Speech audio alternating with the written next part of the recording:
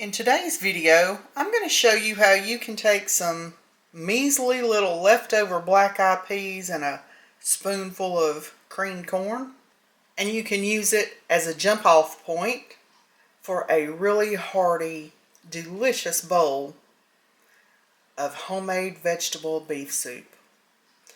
So let's go. Let's get in the kitchen. Let's turn these little bit of leftovers into a pot of soup. We're going to go from this into this. A delicious pot of vegetable beef soup.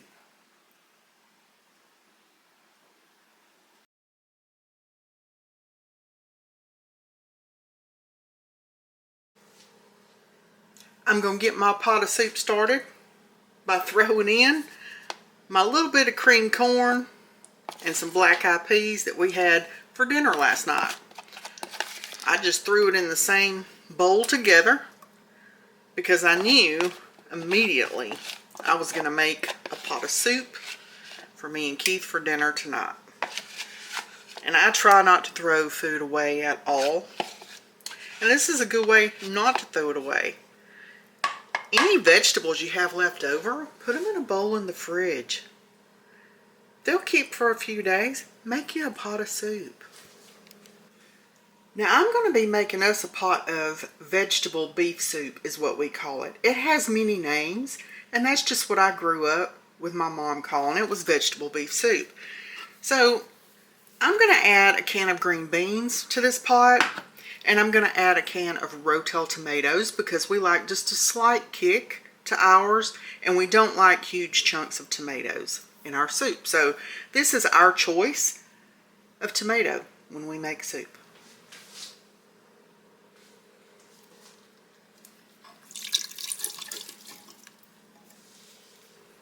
And 1 can of Rotel. Next, I've got just a little handful of baby carrots, and I'm going to get these chopped up in just small pieces, probably little round discs, and we're going to throw those in. That's my few little carrots. We're going to add those to the pot. And I'm going to get my potatoes cut up. I've got 2 little medium-sized potatoes. I've peeled them and washed them. And now I'm just going to cut them up in small pieces and add those to the pot also. And I've just cut them up into small pieces. You cut yours whatever size you want to. Add them into your pot. Now I'm just going to kind of stir this around and get it mixed together. We are going to have to add some liquid to it. We'll do that in just a little bit. Now I said I was making vegetable beef soup. This is going to be my beef. I'm going to take 2, maybe 3 of these smashed burgers, and I'm going to put them in this skillet right back here, and I'm going to cook these up. I'll probably break these up while they're cooking, and then we'll just get them added into the soup. This is going to be easier for me today because I don't need a whole pound of ground beef. So we'll use these instead. I've got my skillet on a medium heat. These are what the smashed burgers look like when you take them out of the package. I'm just going to start with 2. Now these are 4 ounces each. So that would be 8 ounces of ground beef. That may be enough. So if I need to add a 3rd one, I can. But this is where we're going to start. Got my little smash burger started over here. And you might be saying, why didn't you get a bigger pan? And why are you using a spoon? Well, number 1, this pan will be big enough once these things shrink down a little bit. And as far as the spoon goes, it's slotted. It's going to tear through these. And I can spoon the meat out without taking a bunch of grease. So, and because I want to use a spoon. So there you go. I'm going to get these broke up, and then we're going to season them up a little bit. Now I'm going to season these up with a little bit of salt, some black pepper, some garlic powder, and some onion powder. Just get those stirred in. And I almost forgot about my onion. I gotta have onion in my veggie soup.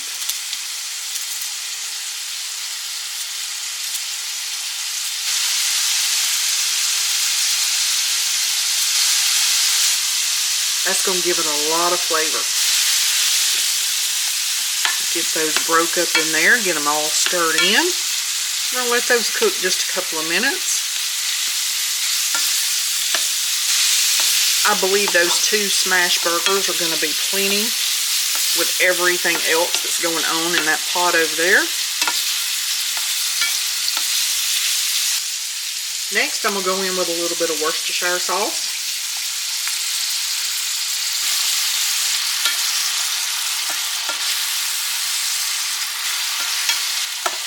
As soon as I let these onions cook for a couple of minutes and get just a little softer, I'm going to call this done, and we're going to get it added into our pot with our veggies.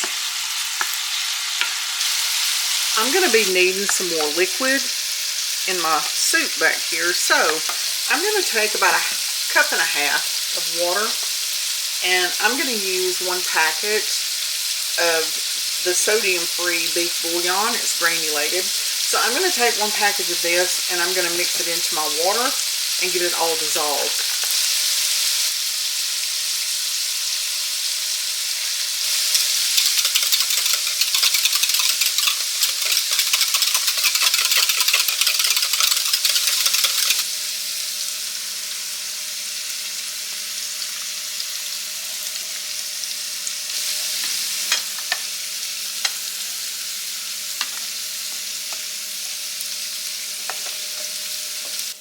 I'm going to use the paper towel method, and I'm going to get some of this grease drained off of here before I get it put in that soup back there.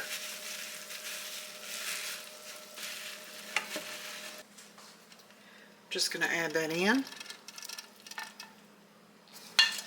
Okay, I'm going to get that mixed in.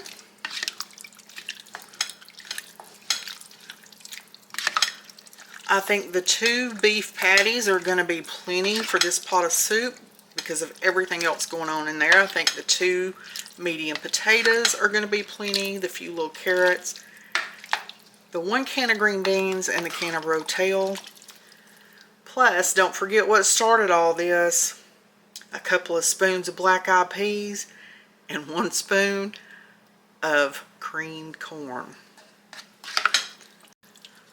That is what started this pot of veggie soup. Okay, I'm going to let this come to a boil, and when it does, I'm going to turn it to a low to medium, and I'm going to pop a lid on it. I'm just going to let it cook low and slow all afternoon. And even though I know it's going to taste better tomorrow, because soup always tastes better the second day, we're still going to eat it for dinner today, so let's get it going. I am going to go ahead and add some more black pepper because I already know that is going to be added in at some point, so I might as well do it now. Now, for those of you who might be hollering, you need to add some more liquid. No, I don't. We like our soup thicker than probably most people do. I don't like a real thin soup. So this is perfect for us. You see those little bubbles? It's starting to boil. So I'm going to pop a lid on it. I'm going to turn it down just a little bit. And I'm going to let this simmer all afternoon. To go with our vegetable beef soup for dinner, we're going to have cornbread, but we're going to go old school on our cornbread. I'm not going to fix a pone of cornbread. Today I'm going to make some hot water cornbread. So you want to take a bowl of some sort and you want to get you some cornmeal. And while you're getting your ingredients together, put you some water on the stove. You need some boiling hot water. That's why I've got mine in the kettle, because that's going to let me know when it's boiling. And that way I can also pour it a little bit easier into my cornmeal mixture. So boil you some water. Now I don't need too many of these, so I'm just going to take 3/4 of a cup of cornmeal and put it in my bowl. And I'm going to take 1/8 of a teaspoon of salt and add that to my cornmeal. Now I'm going to need about 1 tablespoon of butter. You need a fat of some sort, and this is what I'm going to use. So I'm going to melt this down in the microwave. Now back here in my skillet, I'm going to pour me some avocado oil. Now you're not deep frying, so you don't need a whole lot of oil. You just need enough to fry that cornbread up in. You want to get your oil hot. And this is just my cornmeal and my salt. This recipe is just 4 ingredients: your cornmeal, your salt, your hot water, and your butter. And when I say hot water, I mean boiling water. Boiling. So my water is boiling, and you want to slowly add in some hot water. You just want to add a little bit at a time. If you pour it all in at one time, you're going to wind up with a crumbly mess, and you don't want that. So just pour in just a little at a time. Just have a little patience with it.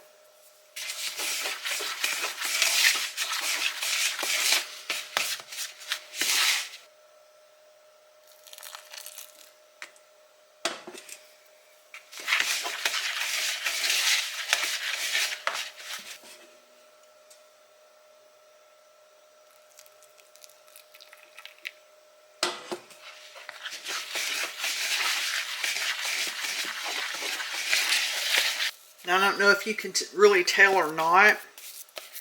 When I mash down on this, you can tell it's starting to form like a dough. And that's what you want, okay? So we have 1 ingredient left, and we're going to go ahead and add that in now, because I believe we're about at the right consistency. So here's where you want to add in your melted butter or whatever fat that you choose to use. You want to get that mixed up in with everything else.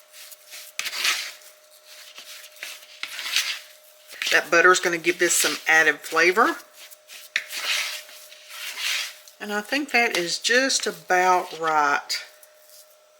You want to be able to take it and form it into patties, which is what we're going to do right now. And then we're going to get them fried up. You can see I'm just shaping mine and forming them. You make yours whatever size you want to make them. But you want to make sure that your grease is hot enough when they go in that they don't start soaking the grease up and falling apart, okay? My grease is fairly hot. I'm going to give it just another minute or 2 while I form out probably 1 more of these. I think I made enough to make 2 decent sized ones. I put just a little piece in to test my oil and make sure it was hot enough, and it seems to be. So I'm going to go ahead and lay that in. Get this other one formed, pattied out, and I'll get it put in the oil along with that one.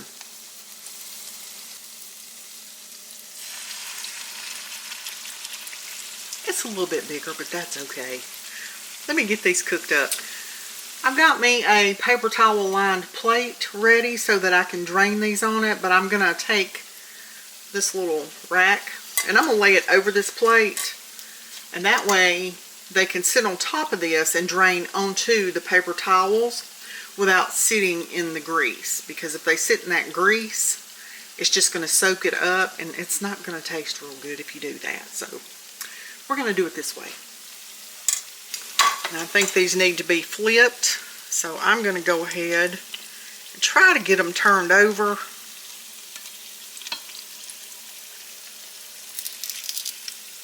I don't want to splatter myself though, so let's try to do it this way.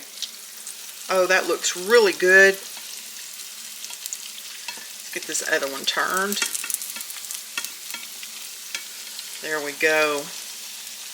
Oh, those look beautiful. Okay, let's finish cooking these up. Okay, these are ready to come off.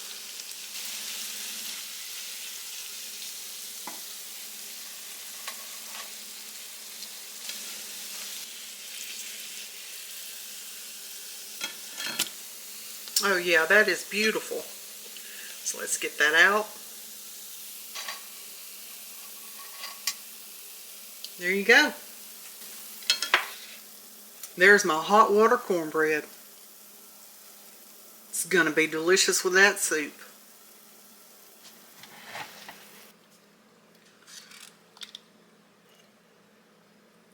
There's my vegetable beef soup. I've got my hot water cornbread ready. Let's dish some of this up.